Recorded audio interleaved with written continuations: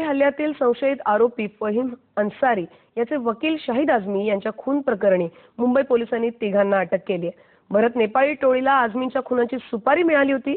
त्याप्रमाणे टोळीतील देवेंद्र जगताप, विनोद विचारे आणि पिंडू ढगळे या तिघांनी शाहिद आझमी यांच्या ऑफिसमध्ये घुसून गोळ्या झाडल्या आणि या प्रकरणात पैसे पुरवणारा हसमुख हा फरार असल्याचं पोलिसांनी सांगितलंय। पण ही सुपारी का आणि कोणी दिली याबाबत अधिक पोलीस तपास सुरू आहे असंही यावेळेला सांगण्यात आलं।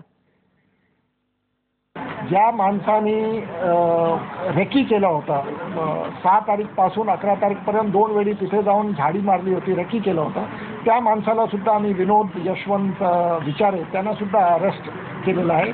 यामध्ये एक आरोपी जो त्या दिवशी हजर होता आणि ज्यांनी फायरिंग पण केली होती, हसमुख सोलंकी, तो फरार आहे। यामध्ये बाला शेट्टी उर्फ विजय शेट्टी, संतोष शेट्टी आणि भरत नेपाळी हे तिघे जण सुद्धा वॉन्टेड आहे। भरत नेपाळी आणि बाला शेट्टीच्या सांगण्यावरून हा केस करण्यात आला। 1 लाखाची सुपारी देण्यात आली। मध्ये या बातमीसोबत आपण ब्रेक घेणार आहोत। शिवसेनेकडे काय करते शिवसेना याकडे लक्ष असेलच। इथे एक ब्रेक घेऊयात, ब्रेक नंतर परत येऊयात। पहा फक्त आहे।